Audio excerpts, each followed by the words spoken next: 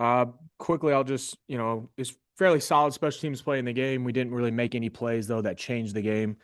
So definitely some missed opportunities where we would like to, do a better job of generating more explosive plays, especially in the return game. Kickoff return wise, we had some bigger return lanes. I think the returners did a very good job. We just did not finish our blocks up front. There always seemed to be one block that we, seemed to be missing that, missed an opportunity there. Kickoff wise, obviously Badgley coming back, had a really good game. Field goal wise, good rhythm and timing and operation, converted all of his scoring opportunities. A little bit of inconsistency, as far as kickoff goes. Certainly, we don't want to ever have a penalty on special teams, especially where we're kicking the ball short of the landing zone.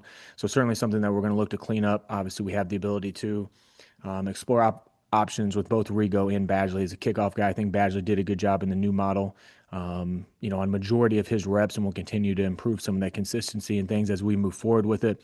Ended up being a little bit of a wash in the kickoff return game. Both of us ended up with the average starting field position at the 32-yard line. I think there's some things we can certainly clean up with the consistency with the coverage and kick working together that we'll certainly continue to work through. As a whole and throughout the NFL, it's still a really good play. The dynamic kickoff, 80% of all kicks are being returned. We've gotten a lot of obviously action work with it. We have the most kickoff reps of any team in the NFL.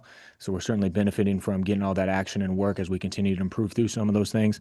Punt wise, I thought it was a really solid day for Rigo. We ended up having one punt. That was kind of the end of the half. I think they probably told their returner to not catch the ball since it was towards the end of the half. There's about 30 seconds left to go in the half, and they didn't want to end up having a muff, backed up. And the ball hit at the 11, took kind of an unfortunate bounce and went for a touchback. Other than that, it's another really good game with a really, positive, net punt. We want our net punt to be 45 yards or better because that would end up, having us as be the number one punt team in the NFL. We're right there again for another week. He's done a really solid job. Punt return wise, we only had one rep where the punt return team was on the field. So we've had some limited opportunities this year, but we still got to get Gould going. We had a really good opportunity with him punting out of the back of the end zone to be able to generate some return yards. We had a really not smart penalty, which is something we can't do. We got to be more disciplined and clean some of that up. But as a whole, there were some solid things there other than those two penalties we had on punt return and kickoff. Thanks so much, Mace. Kevin, you want to ask your question? Yeah, Brian, you guys, ran some fakes when you were in college, and it just seems like league wide. This may be more of a big picture question. League wide, there just aren't as many fakes in the NFL. Why do you feel that way? Yeah, good question. In college, so in college, I would define the special teams as a little bit as the wild, wild west. So you kind of can do whatever you want. You can do whatever formation you want, motion you want, shift you want. So there's a lot of wild things you can get into to try to trick people and be able to do some of that stuff. In the NFL, there's a lot more structure and rule where they don't want it to be crazy and be the wild, wild west. They want it to be more traditional, traditional punt formations, traditional rules. There's a lot more limitations on some of those things that you can do. So then it becomes a little bit of a cost benefit analysis. If you're willing to go for it, are you going to want to go for it with the offense? How's your offense doing versus doing it with your punt team and then finding a weakness in your opponent? What is the thing that you can then be able to exploit on your opponent? Different thing between college and the NFL too is, every single week when we line up, it's the best versus the best. The best players in the world are matched up against each other.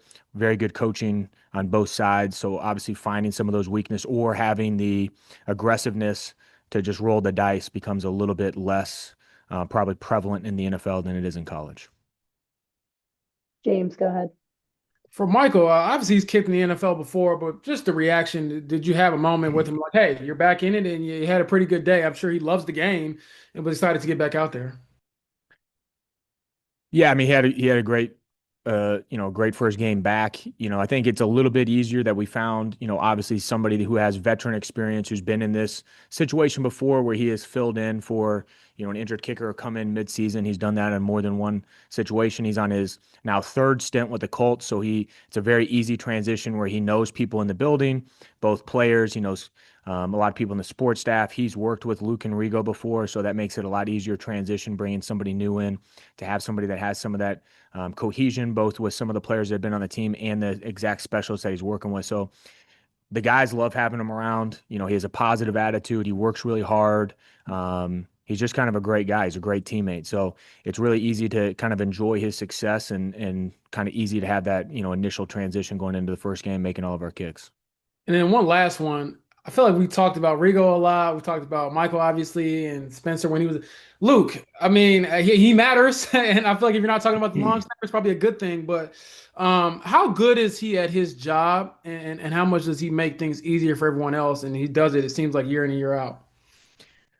Yeah, so he's been one of the top paid long snappers, in the NFL for a reason. I think he's a very unique um, long snapper that I think a lot of other people have tried to kind of like emulate or copy in some way because he was a former linebacker in the NFL.